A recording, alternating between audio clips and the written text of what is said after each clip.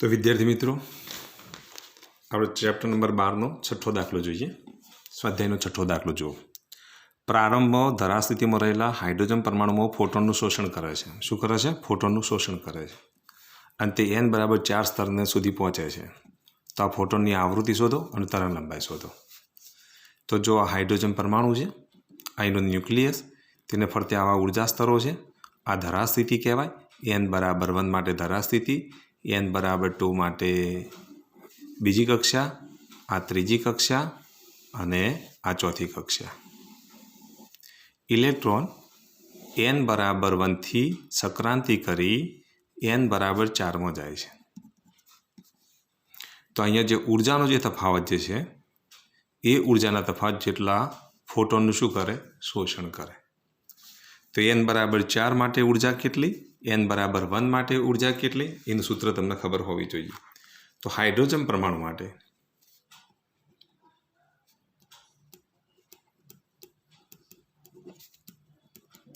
ઝેડની કિંમત આપણે કેટલી લઈશું? 1 લઈશું।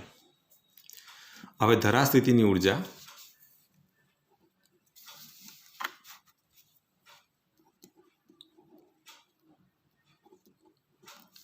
એને આપણે E1 વડે દર્શાવીએ। E1 બરાબર જો લખીએ તો E બરાબર આપણને ખબર છે માઇનસ શું લખીએ છીએ? Z² / n²। અહીંયા આપણે લખી દઈએ A1 બરાબર -13.6 Z² / n² EV। હવે ધરા સ્થિતિ માટે ઝેડની કિંમત 1 લો, એનની કિંમત 1 લઈ લો તો -13.6 ઝેડની કિંમત 1 વર્ગ ભાગ્યા 1 વર્ગ એટલે ધરા સ્થિતિની ઉર્જા કેટલી થશે? હાઇડ્રોજન પરમાણુ માટે ધરા સ્થિતિની ઉર્જા 13.6 EV છે। હવે n બરાબર 4 કક્ષા માટે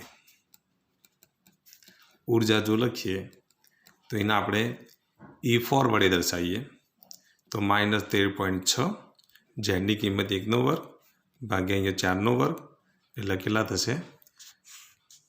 તો -13.6 ભાગ્યા 16 EV। 13.6 ભાગ્યા 16 કરી દઈએ તો આનું મૂલ્ય કેટલું મળશે? -0.85 EV મળે। હવે આટલા ઉર્જાના તફાવતવાળું વિકિરણ ઉત્સર્જિત થાય તો વિકિરણની ઉર્જા બરાબર E4 - E1। E4ની કિંમત કેટલી? -0.85 -E1 ની કિંમત કેટલી? -13.6 માટે -0.85 વત્તા 13.6 0.85 - 13.6 કરીએ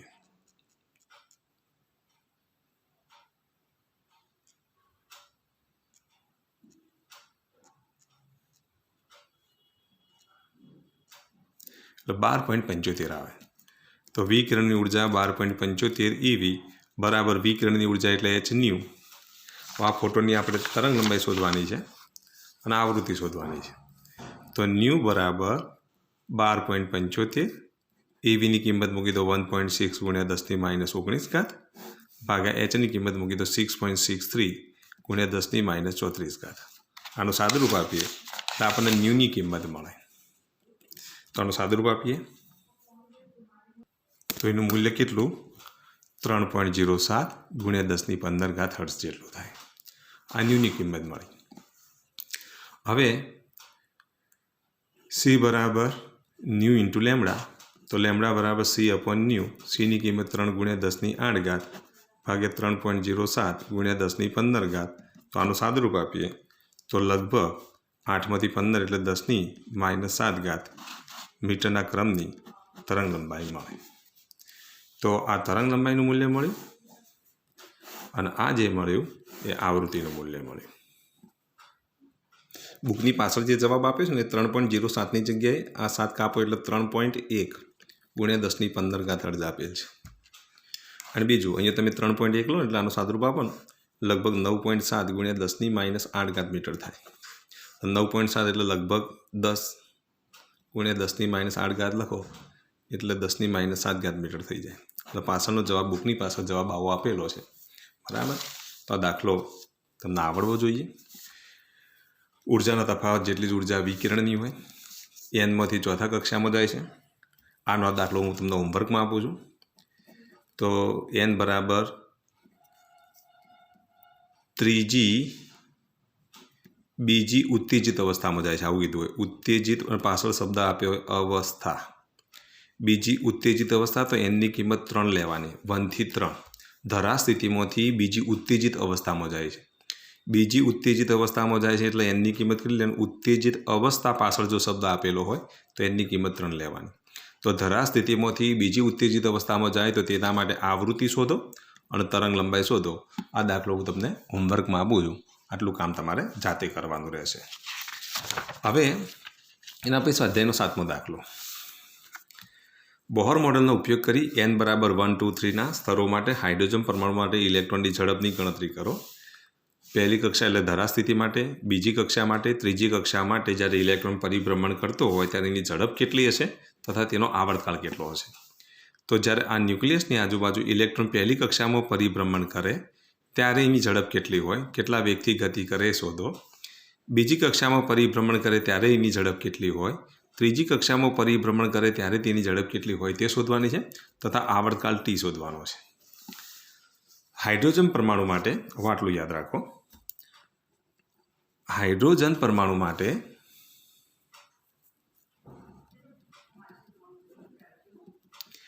Z બરાબર 1 લેવાનું. હવે જો અહીંયા શું છે ઝડપનું સૂત્ર, તો કક્ષીય ઝડપનું સૂત્ર શું આવશે? તો કક્ષીય ઝડપ હાઇડ્રોજન પરમાણુ માટે કક્ષીય ઝડપનું સૂત્ર તો મેં તમને લાસ્ટ વિડીયોમાં સમજાવ્યું હતું કે કક્ષીય ઝડપ અથવા તો રેખીય ઝડપ Vn બરાબર 2.2 ગુણ્યા 10⁶ Z/n. આ કક્ષીય ઝડપનું સૂત્ર છે.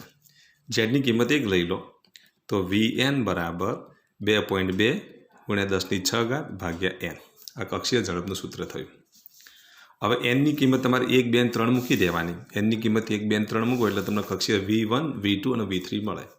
તો n બરાબર 1, 2 અને 3 માટે આપણે V1 લખીએ તો V1 બરાબર 2.2 ગુણ્યા 10⁶ 1 બરાબર 2.2 ગુણ્યા 10⁶ મીટર પ્રતિ સેકન્ડ. આ V1ની ઝડપ મળી. V2 બરાબર જો લખીએ તો 2.2 ગુણ્યા 10⁶ 2 એટલે 1.1 ગુણ્યા 10⁶ મીટર પ્રતિ સેકન્ડ. તો ધરા સ્થિતિ માટે આ n બરાબર 1 માટે અને n બરાબર 1 માટે, અથવા અહીંયા લખી દો n બરાબર 1 માટે, n બરાબર 2 માટે. હવે n બરાબર 3 માટે V3 મળે તો 2.2 ગુણ્યા 10⁶ ભાગ્યા 3 એટલે 2.2 ભાગ્યા 3 કરીએ તો 2.2 ભાગ્યા 3 કરી દઈએ.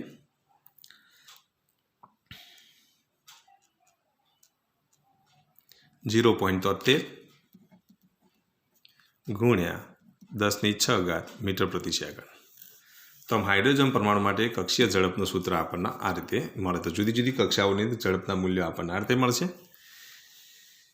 અહીંયા 2.2ની જગ્યાએ તમે 2.18 પણ લખી શકો, કારણ કે એક્ઝેક્ટ મૂલ્ય કેટલું હતું 2.18, તો 2.18 ભાગ્યા 2 કરો એટલે મળશે 1.1ની જગ્યાએ 1.09 મળશે, 1.09 એટલે 1.1 અને અહીંયા મળશે 0.73 ગુણ્યા 10⁶ એની જગ્યાએ 7.3 ગુણ્યા 10ની કેટલી ઘાત કરી શકો તમે?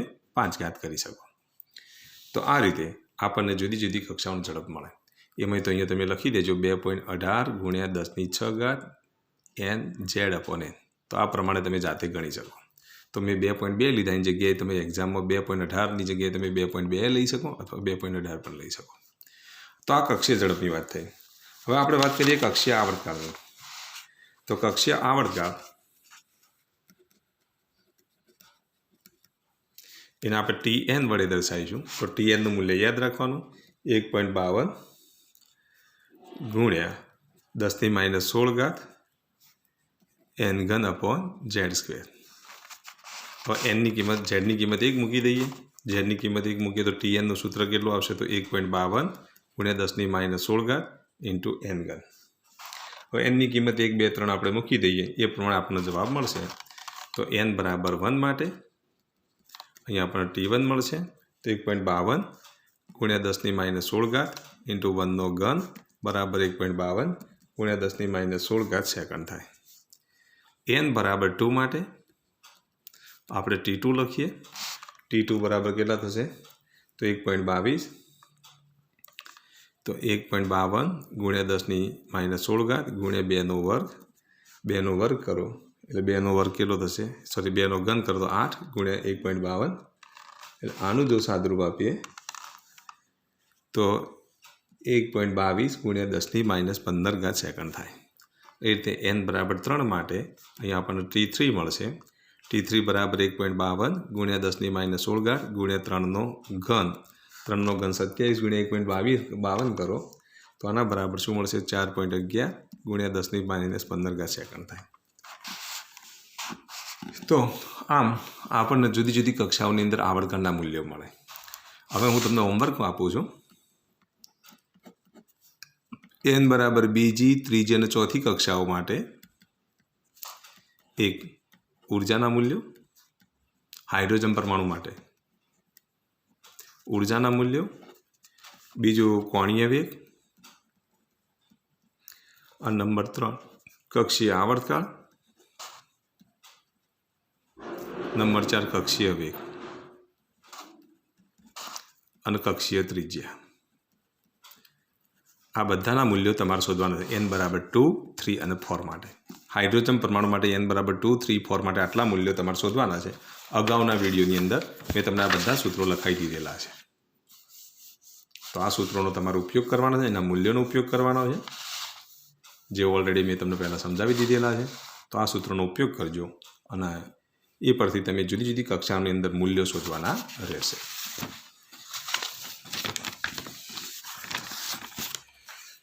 हवे एना पछीनो दाखलो लईए आपणे। तो 8मो दाखलो स्वाध्यायनो 8मो दाखलो।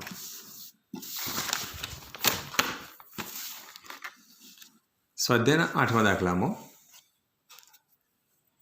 शुं कह्युं छे तमने हाइड्रोजन परमाणुमां सौथी अंदरनी इलेक्ट्रॉननी कक्षीय त्रिज्या हाइड्रोजन परमाणु माटे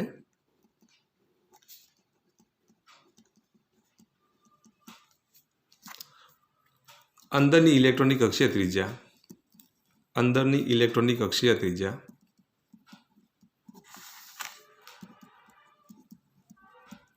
अंदरनी इलेक्ट्रॉनिक कक्षीय त्रिज्या एनी जग्याए धरास्थितिनी त्रिज्या एवुं पण शब्द वापरी शके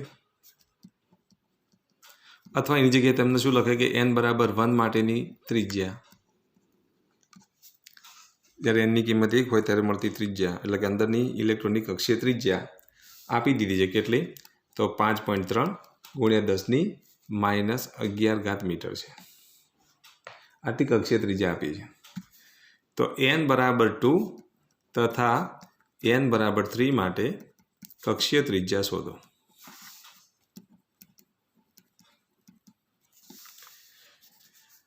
तो हाइड्रोजन परमाणु माटे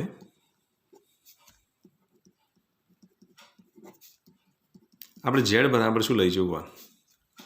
હવે ઇલેક્ટ્રોનની કક્ષીય ત્રિજ્યાનું સૂત્ર તમને ખબર છે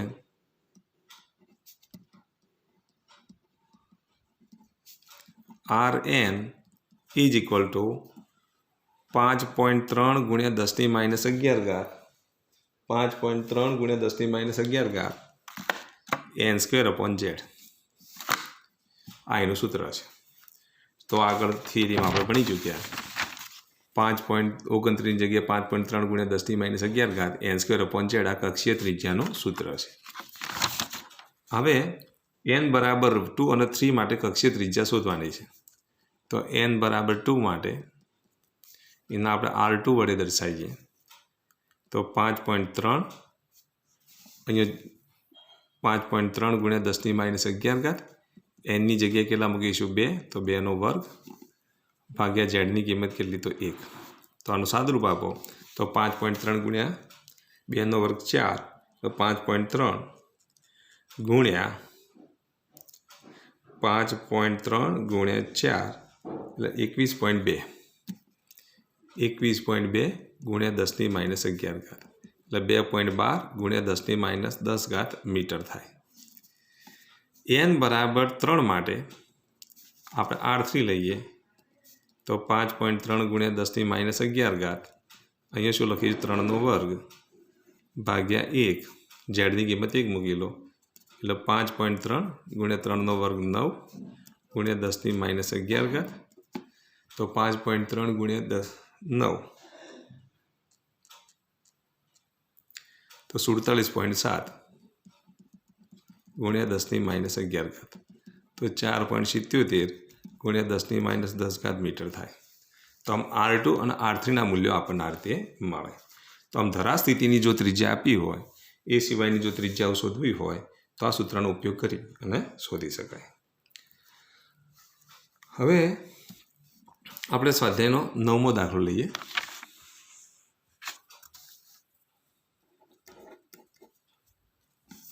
ઓરડાના તાપમાને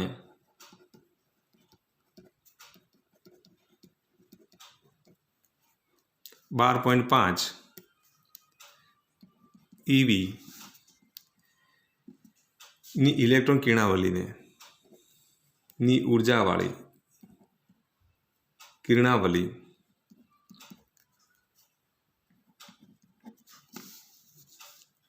વાયુરૂપ હાઇડ્રોજન ઉપર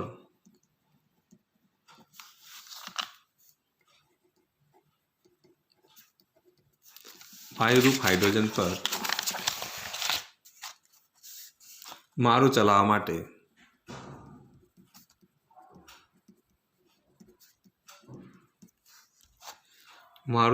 માટે વપરાય છે। તો કઈ શ્રેણી તરંગ લંબાઈઓ કઈ શ્રેણીમાં ઉત્સર્જિત થાય? કઈ શ્રેણીમાં ઉત્સર્જિત થાય?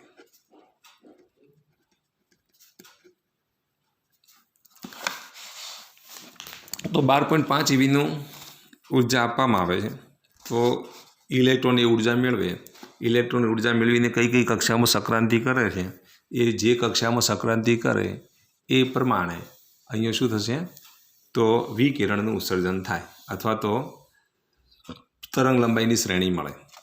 તો જો અહીંયા ધ્યાન આપો, આ ન્યુક્લિયસ છે, તેના ફરતે અહીંયા ઇલેક્ટ્રોન પરિભ્રમણ કરે છે। આ ઇલેક્ટ્રોનને આપણે આટલી ઊર્જા આપી દઈએ। ઇલેક્ટ્રોનને આટલી ઊર્જા આપવાથી ઇલેક્ટ્રોન એ ઊર્જા મેળવે, એમાંથી અમુક ઊર્જા મેળવી અને સંક્રાંતિ કરીને ધારો કે અહીંયા આવે। ધારો કે ઇલેક્ટ્રોન બીજી કક્ષામાં હોય અને આટલી ઊર્જા મેળવે તો સંક્રાંતિ કરીને ધારો કે અહીંયા આવે। પહેલી કક્ષામાંથી અહીં ત્રીજી કક્ષામાં જાય તો સંક્રાંતિ કરીને અહીંયા પણ આવી શકે। તો આની શક્યતા વિચારે તો પહેલી કક્ષામાંથી બીજી કક્ષામાં જઈ શકે, પહેલી કક્ષામાંથી ત્રીજી કક્ષામાં જઈ શકે, બીજી કક્ષામાંથી ત્રીજી કક્ષામાં જવા માટે કેટલી ઊર્જા જોઈએ, પહેલી કક્ષામાંથી બીજી કક્ષામાં ઊર્જા કેટલી જોઈએ। હંમેશા ઊર્જાનું મૂલ્ય એ less than or equal to 12.5 EV હોવું જોઈએ। આટલી ઊર્જાથી 12.5 EV ઊર્જાથી ઇલેક્ટ્રોન ક્યાં ક્યાં સંક્રાંતિ કરી શકે એ આપણે શોધવાનું થાય। તો આ n બરાબર 1માંથી n બરાબર 2માં જઈ શકે, n બરાબર 1માંથી n બરાબર 3માં જઈ શકે એ આપણે ચેક કરવું પડે। હવે n બરાબર 1માંથી n બરાબર 2માં જવા માટે કેટલી ઊર્જા જોઈએ એ પહેલાં ચેક કરી લઈએ। તો n બરાબર 1માંથી n બરાબર 2માં જવા માટે જરૂરી ઊર્જા, તો એવું ઊર્જાનું મૂલ્ય કેટલું હોય? n બરાબર 1 માટે E2 માઇનસ E1 એટલે અહીંયા કેટલા થશે? -13.6 EV ભાગ્યા 2નો વર્ગ -13.6। તો આનો તફાવત કેટલો મળશે? E2 માઇનસ EVનું મૂલ્ય કેટલું મળે? તો 13.6 EV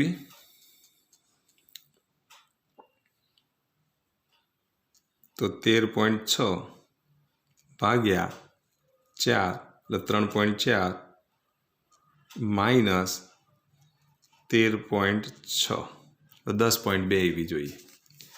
તો અહીંયા ઊર્જાનું મૂલ્ય 10.2 EV જોઈએ, જે લેસ ધેન 12.5 EV છે। તો ઇલેક્ટ્રોન n બરાબર 1માંથી n બરાબર 2માં સંક્રાંતિ કરે। ચાલો, એક તો નક્કી થઈ ગયું। હવે n બરાબર 1થી n બરાબર 3માં જઈ શકે, જોઈ લઈએ। n બરાબર 1માંથી n બરાબર 3 માટે તો અહીંયા E3 માઇનસ E1 તો -13.6 ભાગ્યા 3નો વર્ગ, n બરાબર 3 છે ને તો 3નો વર્ગ -13.6 ભાગ્યા અહીંયા 1નો વર્ગ,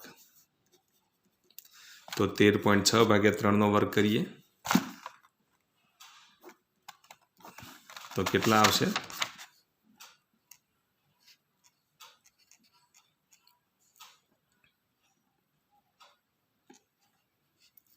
13.6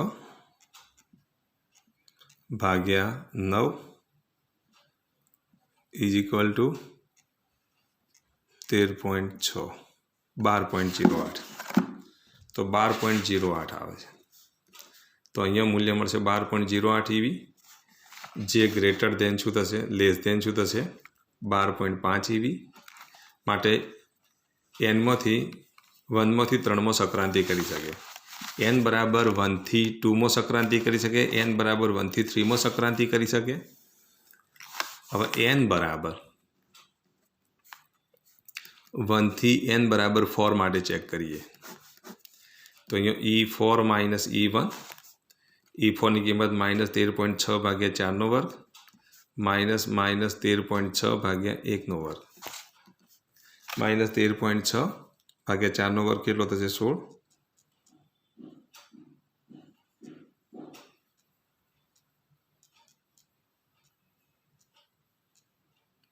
0.85 વત્તા 13.6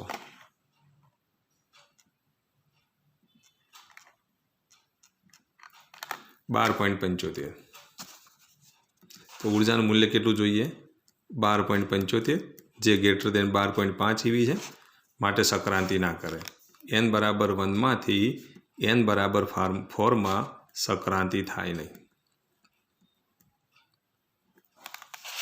અહીંયા n બરાબર 1માંથી n બરાબર 3માં સંક્રાંતિ થાય. n બરાબર 1માંથી n બરાબર 2માં સંક્રાંતિ થાય.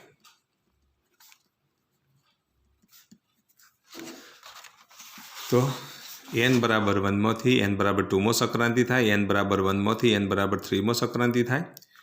તો આટલા સુધી સંક્રાંતિ શક્ય છે. 1 માટે એક અહીંયા તરંગ ઉત્સર્જિત થાય, એની તરંગ લંબાઈ શોધવાની. અહીંથી અહીંયા ઉત્સર્જિત થાય તો એની તરંગ લંબાઈ શોધવાની. હવે 2માંથી 3 માટેની વાત કરીએ. n બરાબર 2થી n બરાબર 3માં સંક્રાંતિ થાય કે નહીં એ ચકાસવું પડે. તો અહીંયા આપણે n બરાબર 2થી n બરાબર 3 માટેની વાત કરીએ. n બરાબર 2થી n બરાબર 3 માટે ઉર્જાનો તફાવત કેટલો મળશે, તો E3 માઇનસ E2 -13.6 ભાગ્યા 3નો વર્ગ -13.6 ભાગ્યા 2નો વર્ગ. -13.6 ભાગ્યા 3નો વર્ગ આપણે આગળ શોધી કાઢ્યો. 13.6 ભાગ્યા 3નો વર્ગ કેટલો મળશે, 12. અહીંયા 13.6 ભાગ્યા 3નો વર્ગ -13.6 ભાગ્યા 2નો વર્ગ. 13.6 ભાગ્યા 3નો વર્ગ આપણે કરી દઈએ. 13.6 ભાગ્યા 3નો વર્ગ 9 એટલે 1.51 માઇનસ 13.6 ભાગ્યા 2નો વર્ગ 3.4.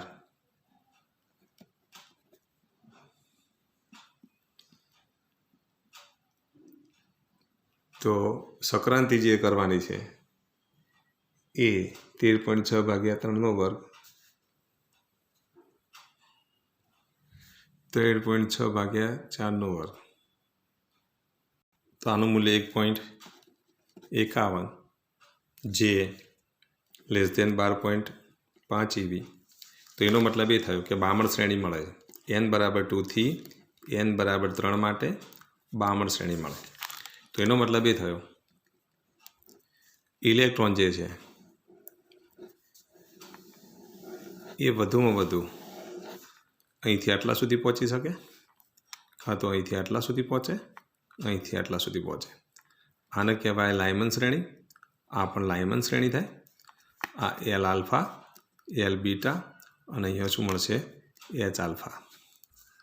બામણ શ્રેણી માટે H આલ્ફા મળે, લાયમન શ્રેણી માટે L આલ્ફા અને L બીટા મળે. તો લાયમનની 2 શ્રેણીઓ મળે, બામણની 1 શ્રેણી મળે. ટોટલ 3 શ્રેણી મળે. તો આમ લાયમનની 1 શ્રેણી, લાયમનની 2 શ્રેણી,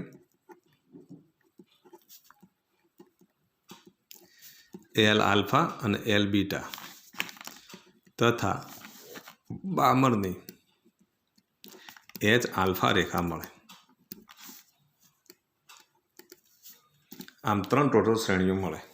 હવે 3 શ્રેણીઓની તરંગ લંબાઈ શોધવાની છે. તો L આલ્ફા માટે 1/λ બરાબર R 1/1 માઇનસ 1/n². અહીંયા એલ આલ્ફા માટે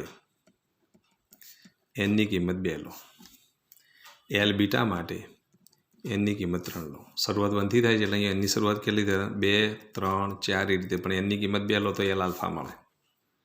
એ રીતે એલ બીટા માટે એનની કિંમત 3 લેવાની. આ રીતે તમારે એલ આલ્ફા જાતે શોધો. એ રીતે એલ બીટા માટે એન બરાબર 3 લો એટલે તમને શું મળશે? લેમડા એલ આલ્ફા એટલે કે λ1 મળશે, અહીંયા λ2 મળશે. એનની કિંમત અહીંયા 3 મૂકી દેવાની એટલે એલ બીટા માટે એન બરાબર 3 લો. આ પણ તમારે જાતે શોધવાનું. હવે બામણ શ્રેણી માટેનું સૂત્ર તમને ખબર છે, તો બામણ શ્રેણી માટે 1/λ બરાબર r 1/2 માઇનસ 1/n². પણ અહીંયા એનની કિંમત માત્ર 2 જ લેવાની, સોરી 3 જ લેવાની, કારણ કે સંક્રાંતિ ક્યાંથી ક્યાં થાય? 2 થી 3માં થાય છે એટલે એનની જગ્યાએ 3 મૂકો એટલે અહીંયા આપણને એચ આલ્ફા માટે એન બરાબર 3 લો એટલે તમને તરંગ લંબાઈ મળી જશે. તો આમ 3 તરંગ લંબાઈઓ શોધવાની છે. આટલું કામ તમારે જાતે કરવાનું છે. તો આટલું કામ જાતે પૂરું કરવું. આની સાથે 9મો દાખલો પૂરો થાય છે. હવે આપણે લઈએ 10મો દાખલો. બોહર મોડેલ અનુરૂપ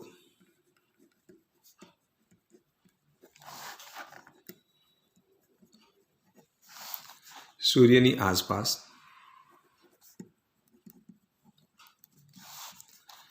3×10⁴ મીટર પ્રતિ સેકન્ડના ઝડપથી 1.5×10⁴ મીટર ત્રિજ્યાની કક્ષામાં ઇલેક્ટ્રોન પરિભ્રમણ કરે છે. તો તેનો ક્વોન્ટમ અંક શોધો. 10⁴ મીટરના ત્રિજ્યામાં પૃથ્વીની આસપાસ પરિભ્રમણ કરે છે તો ક્વોન્ટમ અંક શોધો. પૃથ્વીનું દળ 6×10⁴ kg છે. પૃથ્વીનું દળ કેટલું છે? 6×10⁴ છે. હવે ક્વોન્ટમ અંક શોધવા માટેનો દાખલો આપણે આગળ ગણી ચૂક્યા છીએ. તો ઉદાહરણ નંબર 12.5 પ્રમાણે આ દાખલો જાતે ગણવાનો રહેશે. ઉદાહરણ 12.5 પ્રમાણે આ દાખલો જાતે ગણવાનો છે. પહેલાં જાતે પ્રયત્ન કરવો જરૂરી છે. આનો ક્વોન્ટમ જો કક્ષીય વેગ આપી દીધો છે, એનો જે કક્ષીય વેગ આપી દીધો છે, સૂર્યની આસપાસ પરિભ્રમણ કરીને કક્ષીય ત્રિજ્યા પણ છે અને કક્ષીય વેગ આપી દીધો છે. તો એનો ક્વોન્ટમ અંક શોધવાનો છે. તો ક્વોન્ટમ અંક કેટલો મળે? તો વેગ આપી દીધો, ત્રિજ્યા આપી દીધી છે, તો કોણીય વેગમાન L બરાબર NH/2π લખાય. એલની જગ્યાએ લખીશું mvr બરાબર NH/2π. એમ એટલે અહીંયા દળ આપી દીધું છે, વી એટલે વેગ આપી દીધો છે અને આર એટલે કક્ષીય ત્રિજ્યા આપી દીધી છે. એના પરથી એન આપણે શોધવાનો છે. આટલું કામ તમે જાતે પૂરું કરી દેજો. તો આની સાથે આ ચેપ્ટરના દાખલા પૂરા થાય છે.